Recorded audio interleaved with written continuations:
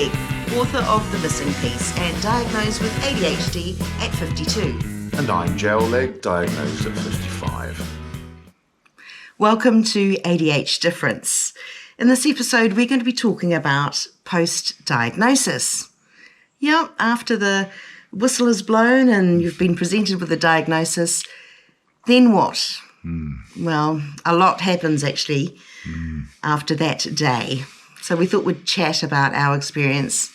Yeah, I think we'll all react differently. I guess some people will be upset, some people will be concerned, some people will have a great sense of relief that there is something there. There's something to make sense of things, but I don't think in that moment after diagnosis, that first hour, that first day, that first week, that it all makes sense and it's nice and simple and you can move on and that's it now, done.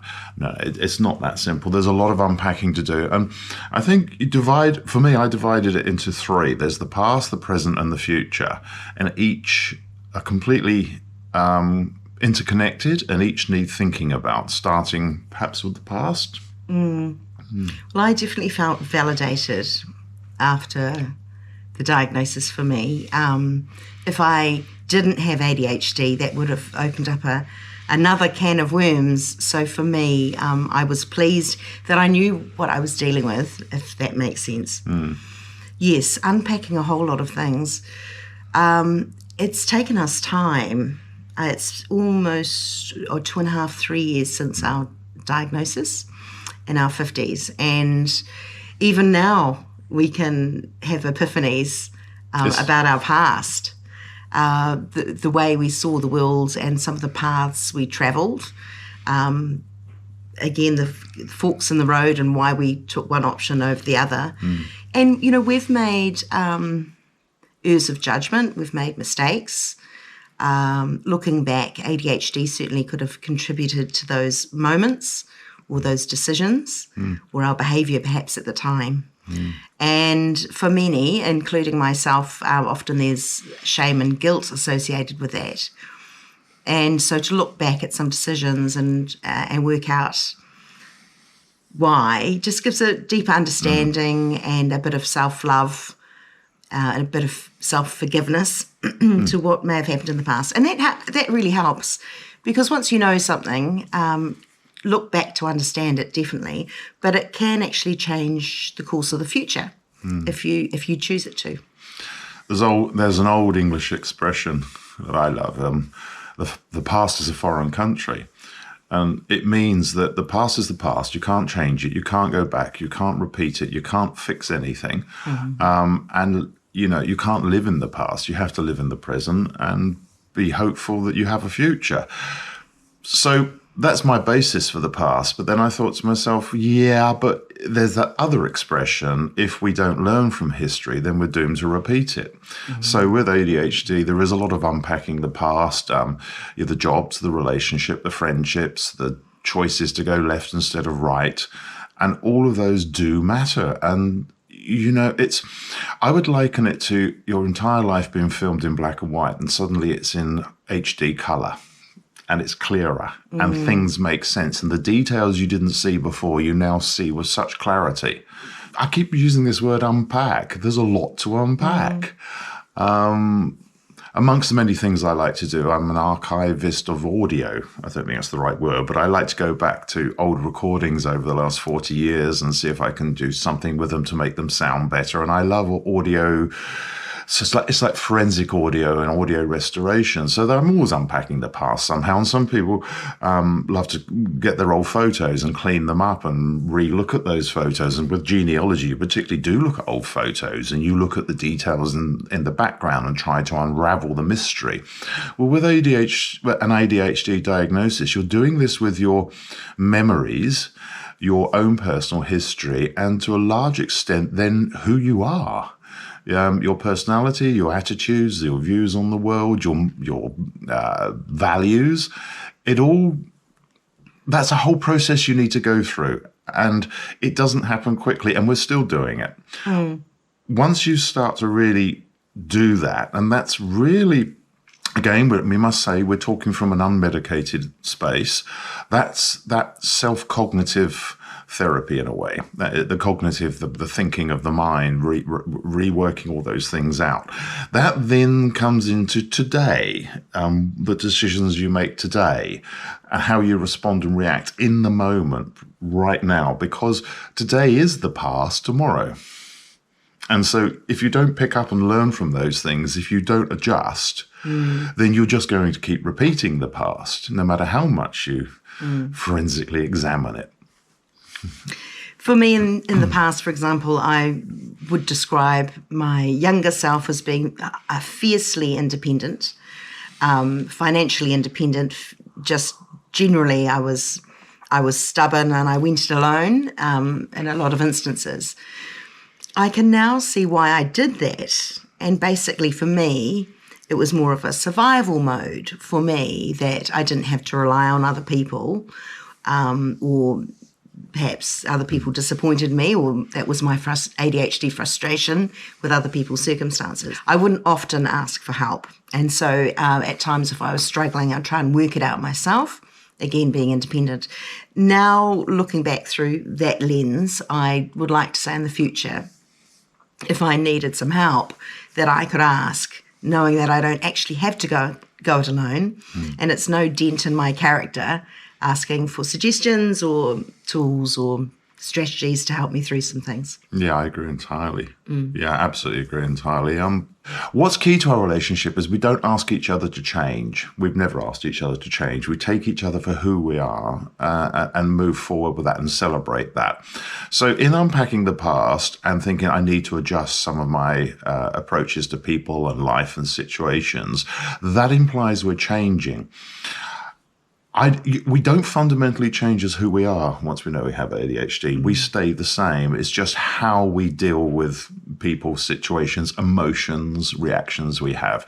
It's that relationship which starts to change. And that doesn't threaten a relationship. It certainly hasn't made our relationship challenged or harder. Yeah. If anything, it's deepened it and made us understand each other even more. And we can share. Well, I suppose in a way it's fortunate we both have ADHD, because when one of us says, I'm feeling or reacting to this situation like this, the other one can understand and go, well, the odds are I am too. If we don't react the same way, now we're talking the present now, if we don't react the same way, then we both have cognitive tools to talk that through.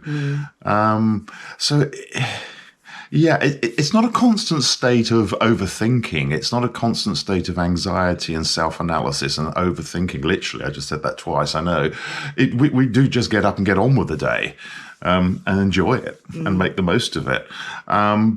But behind the scenes all the time, yeah, you do have a deeper understanding of yourself, which isn't just, oh, I'm the sort of person who's happy a lot or energetic or I care a lot. It goes so much deeper than that. ADHD is a framework for every aspect of your emotional library, you know?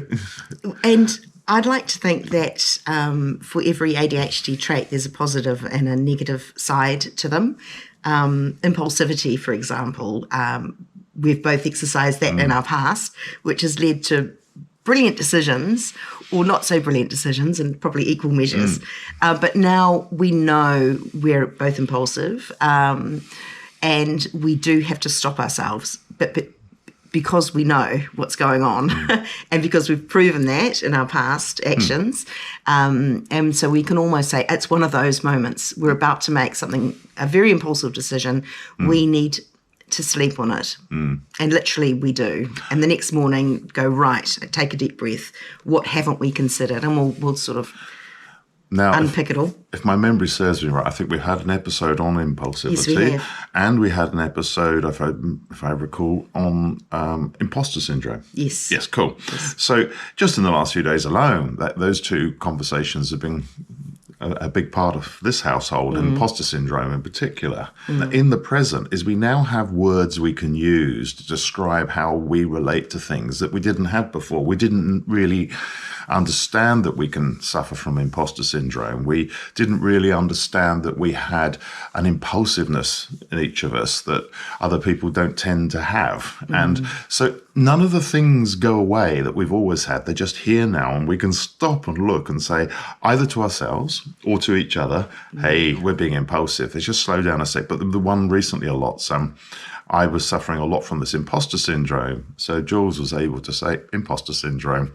Now, pragmatically and realistically, I think that you're not really being an imposter. You've got a fair crack at the whip at that. Let's go for it. And it took about a day of me listening to Jules and thinking about it and thinking, actually, I've got nothing to lose. I'll just go for this opportunity. Without Jules's support and without understanding that ADHD part of ourselves, I probably would have backed away from that opportunity and not given it a go. Whether it succeeds or not now doesn't matter, because that expression, another expression, you've got to be in to win. Well, I'm in now, so I might win. If I don't, well, I don't. Yeah. That's okay. Yeah. It doesn't reinforce my imposter syndrome. It just means that at least I gave myself the chance at something. Yes. So the past, the analysis, the diagnosis rather, the present, what's going on, now that's affecting the future. Yes. The future may now change because of that understanding. Yeah. And how I apply that is regarding my hyperactivity as a busy mind. Now, that has lots of ramifications for me. Usually it's around speech. So I've said this before and I will repeat it. I will tend to start sentences but not finish them. I'm making a proper effort now to put the full stop here. Whereas generally I can ramble on, I'll get distracted midway and I'll go down a tangent, and I may or not come back to the question or whatever I was talking about. So in the past that has inhibited me in a work environment, for example. I hated giving presentations because I didn't trust that I wouldn't just go off on a big ramble. At the same time, I was an actor and I was given a script. Now, that's completely different. When you're given a script and I could learn it word for word, all I was doing is delivering someone else's words. It's not a problem whatsoever. But when I was having to present as me, that was a bit of a stumbling block. So, post-ADHD diagnosis, now understanding that, yes, that's what I do, I own it. And in a podcast like this, or when I'm being interviewed for the radio or bits and pieces, I'll say to the producer, just to let you know, if I stray from your question, feel free to pull me back. I welcome you to do that. I'm not going to be offended. In fact, it'll make for a pleasant experience for everyone. And that's how I deal in situations now. I would have never have done that in the past because I hadn't identified it. So I think it's identifying the biggest trip hazard you may have, the one that impacts you the most, and it will be different for everybody, and just working at ways how you can make that easier or better. And again, we're not broken. We don't need to be fixed, but we do need to identify those areas that with a bit of help and work, we can improve, I think. I'll give an example of hyperfocus. Not too many years ago, not too many years ago at all, even in the early stages of our relationship, I would often be up till 2 or 3 in the morning working on writing or mixing on music. It was completely inefficient. Your ears don't work. You get 2 or 3 hours a day to mix music with fresh ears, usually starting at, say, mid-morning. So it was completely inefficient, and I would dread going back in the next day and listen to what I'd done. Sometimes there were some great ideas I could take further, and a lot of the time it was a complete waste of time. They were terrible ideas, and everything sounded awful. So, I know that part of my mind that just wants to keep at something, keep doing it, doesn't want to take a break, gets frustrated if I have to stop for an hour or two. But I've just taught myself it's okay. you have ADHD.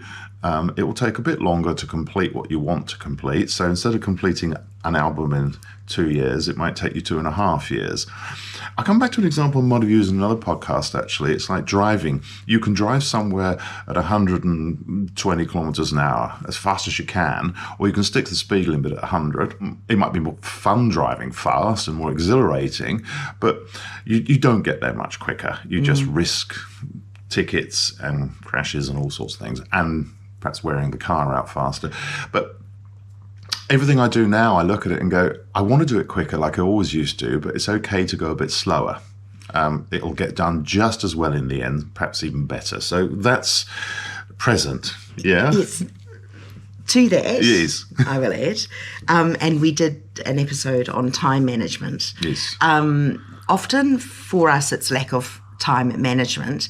It's as if we wake up, and when we're focused, we jump on the hamster wheel and we run, and nothing stops us until we fall out of it due to exhaustion, or unless someone stops the hamster wheel, because we naturally aren't going to slow down and go, yep, oh, look at the time, it's time to do something else, to put more balance into my life. That's not a natural thing for us to do.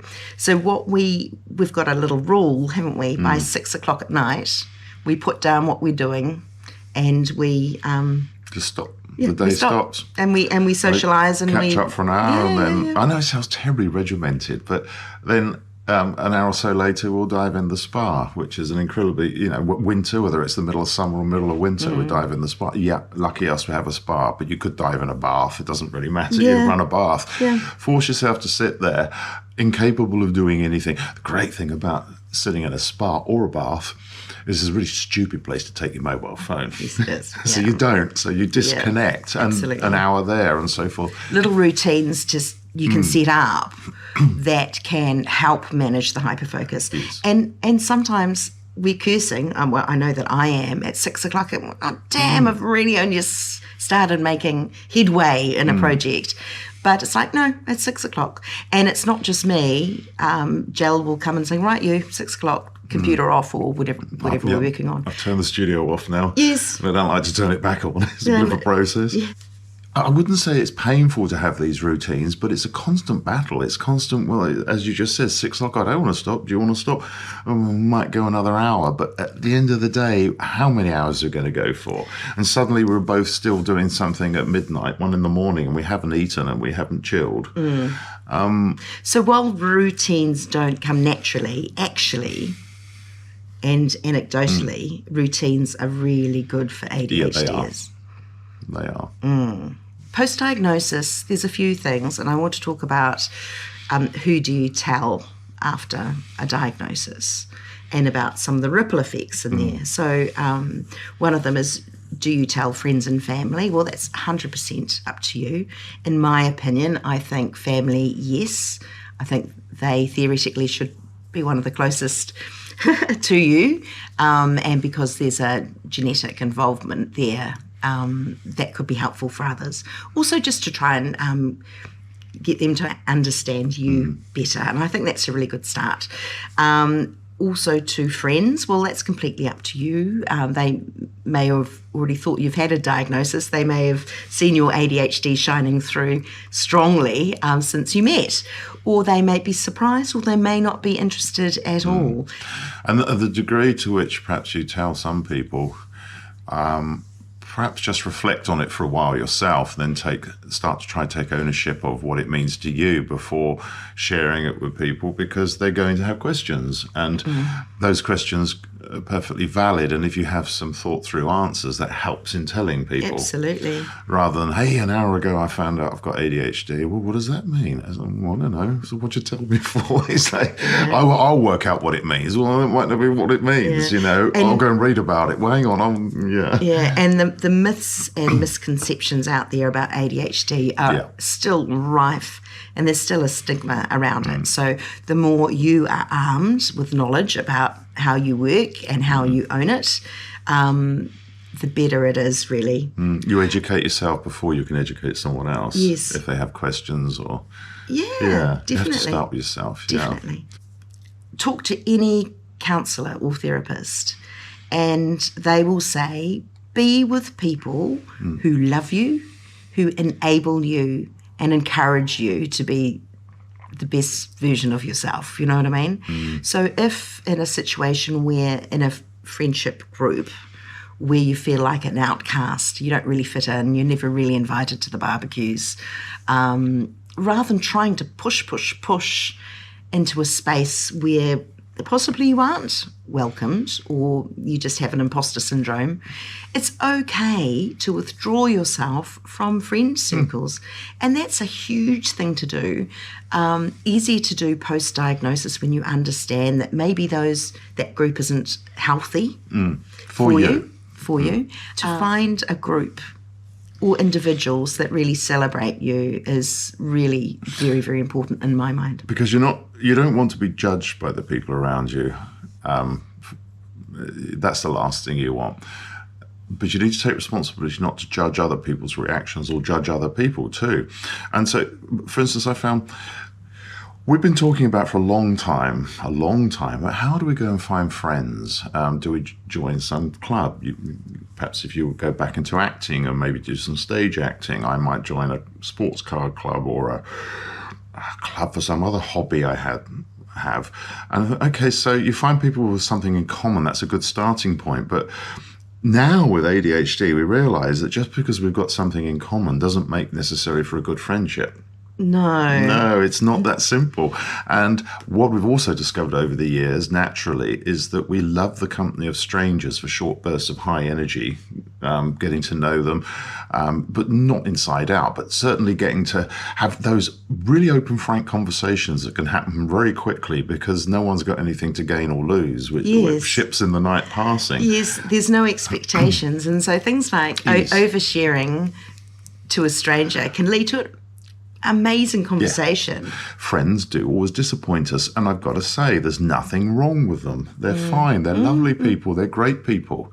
They're as valuable as anyone in the world. And certainly, we're not different or special to them in a way that makes us more valuable. They're awesome people, but we just don't know how to be friends with people. We just find acquaintances work better. Yes. And that's honest. And sometimes it's hard because you hurt people when you have to move away from them. But it's what's best for us. Yes. Friends in the past, some of whom you lose contact with, and I just got nothing but fond memories of and wish I could occasionally say hello to. And I could reach out and find them, but there's no point because they're friends from the past. Meet interesting, cool people, have cool conversations, be very generous with time and other things with people in the future, and share love. Great, but what that means long term, I just don't know. But it's that sense of placement, self-worth, position in society. People will say, I have friends, I have family, I have a job, I have a place in society. Now, friends are part of that. I'm not saying that none of these things are important, and they are important. And you read all the time that people who don't live very long in life are people who are lonely and don't have a social network. I'm not saying that that's not true. I'm not saying that's not true at all. But for some of us, we don't need this big social network. We are doing just fine on our own. But we're not loners and strange people. We do really love people. We can go into a supermarket and rejuvenate our social needs by just having the best conversation with someone. Yes. I love going to the hardware store. After a few trips to the paint department, I don't know the guy's name, but we have a rapport. We just strike up I think, is that a friend? What is it? It's an acquaintance. Someone works in a hardware store, but it's another human being that brings joy to my world. I cheer him up. We share some positive energy, and I go away, my endorphins flowing, which are the things that are apparently going to keep me living longer. And isn't the thing that would turn that happy acquaintance into a friend would be saying, so anyway, come over for a barbecue in the weekend. But you wouldn't, would you? It might be a great idea now. Right now, sounds like a great idea. How many times have we done this? Roll around Saturday. Oh, no. What did I say that for? Yeah. I don't want to. No, I want to do something else. I'm not in the mood right now. It is interesting. So I guess post-diagnosis, as we're displaying right now, still lots of talking about how ADHD has affected us. what we're doing tomorrow, how it may or may not affect us in the future. I think the thrust of what I'm hearing in our conversation is it's all about taking ownership of who you are. And someone out there watching or listening to this, you may be very different to us, and that's absolutely fine. And you will have just as much ADHD as we have, but the ADHD isn't a one-size-fits-all. There are different aspects to ADHD, and we all have different amounts of certain aspects of it. Is that right? Am I right on that? Yeah. And so some people with ADHD really do function well in regular social groups. So with ADHD, when you get a diagnosis, you may or may not be told what type you have. It isn't essential, but it's quite interesting. So there are 3 types of ADHD. They call it predominantly inattentive. Then there's the predominantly hyperactive impulsive type, and the stereotypical energy, but also a really busy mind as well, and that could lead to things like impatience and emotional dysregulation and all sorts. And then there's a combined type, which means that you've got really equal quantities of both. It doesn't really matter really what type you have, as long as you can identify those trip hazards, you know what I mean? And you don't need to try and find strategies for everything. Just pick the one that really impacts you, and that with a bit of tweaking you can improve, because otherwise sweating the small stuff is going to lead to a lot of stress, and I think we know that. We don't, I have dishes always from last night and on the kitchen bench, and my routine is I do them the next morning without stressing about it and moving my expectations. It's fine. And we live with it, and that's absolutely fine. Yeah, it's taking ownership is really important, because if you think something's changed in you after a post-diagnosis, if you think, oh my word, okay, so I have a framework to work within now, then you have to take that ownership yourself, first of all, you inside, and then you look out to the world. And some parts of the world will change and accommodate and understand, and you'll thank them for it. And some, just like as Jules said earlier, maybe your acquaintance friend group, whatever, boom, everyone's getting that these days, whatever. It's like, oh, well, cheers, okay, well, you need to go. Careers are interesting post-diagnosis. When you look about our good traits and our positive, very creative, very empathetic, good at responding in a crisis, there's heaps of very positive things. You may look at changing your career choices. If you realise that, perhaps administration in an office, while it may have some element of routine that may be good, it might be very monotonous and drive you crazy and make you feel very unhappy at work. And so when you look at, it's just being more aware of what makes you happy. As a web developer, I love the creative side of it. So if you work in the creative industry and suddenly one day you wake up and now you're managing it, you're an account manager because you were very good at web development, you understand how the business works, but now you're not doing any web development. Maybe you say, I can stay in this industry, but go back to what I enjoy doing. So, and that can apply anywhere. You might be in nursing and get a promotion to administration, where and you might have to think, oh, maybe I need to go back on the ward where I was really good at what I did. That I'm not saying these are the perfect examples. I'm saying you can move within your career, and it may be a demotion, a voluntary demotion, if that's good for your mental health. It's possible. Yeah. If you're in a position to do that. But of course, when the wind's blowing in the right direction, and in a perfect world, one would be able to talk to your manager and have an open conversation about what would be better for you with regards to a work environment. Now, I say in an ideal world, because a lot of business management teams and the rest, or the culture just isn't quite there yet. And so we need to help ourselves before we expect other people to help ourselves. A good example there is if you need to make changes at work, that open plan's not working for you, and you need to go into a space where, so give me a space, an office, or the back of a broom cupboard somewhere I can work, or let me go home a bit more. You need to come up with a solution. You can't just say, hey, I've got this problem, I can't cope. your manager needs to be helped with a solution. Yes, if they can't respond to that solution, then well, and you could say that without actually saying you've got ADHD. If you know what I mean? You can just there are lots of different things. The other thing too is balance. It's easy to say balance, isn't it? ADHD balance. But if you don't feel, for example, your job is creative enough and you'd like to explore that, there's heaps of hobbies, if you're not already doing them, or groups or whatever it is out there, just to exercise that side of you, so you don't feel that you're, not celebrating your positive traits as well. Now, we're absolutely hopeless at going to the gym or playing sports. Never have done. That's just not us. You can probably tell. But one way we cope with that need for physical exercise is, we'll just go out and cut lawns or do something if you're lucky to have lawns. If you can't, go for a walk, do something. Recognise that if you've got the ability to do something physical, and I'm not talking running or tennis or squash or gym bunnies, not that level, just something. Yeah. It has been proven that exercise is actually really good for the ADHD brain, and it just works up the dopamine levels higher to to more normal levels. And so in anything, while I might not be running around the garden, even just being outside in the fresh air is really, really helpful to recharge my batteries. So it's little tactics, isn't it, and little thoughts that that when you get stuck, you can help yourself, even just in small little ways.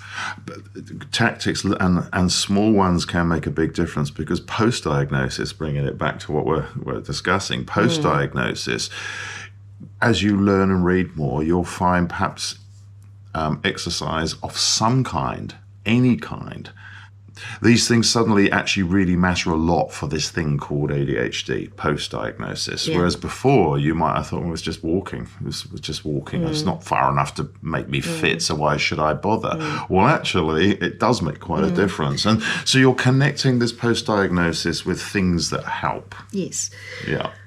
So whether you're medicated or unmedicated for ADHD, it's still important that you try and help yourself and to get some strategies in. Medication works for the time taking it, and it could wear off in the afternoon in bits and pieces. So you've got to, have these tools in your pocket to be able to pull out when you need them, regardless. There's all sorts of physiological reasons why at our age we may not be able to take medication, and we might be on other medication for other things. I'm not a doctor, we're not doctors, but I will throw out there perhaps blood pressure, or there's various things that are quite common for people of our generation to be on, which may not tolerate taking the active ADHD drugs. The stimulant drugs, that's the one I'm looking for.